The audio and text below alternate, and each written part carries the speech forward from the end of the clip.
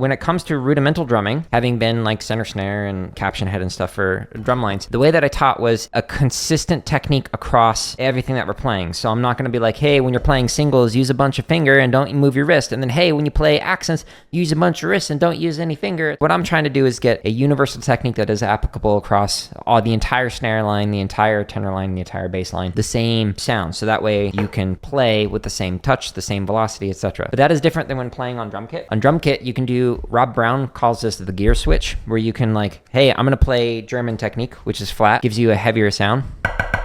And then I'm going to switch over to American, which is like at this slight angle for a different type of sound. And then when I'm playing maybe like a light phrase, I'm going to switch over to a French technique where I'm using a finger technique with my thumb on top. So for some people, when they're playing French grip in particular, they'll use entirely finger motion.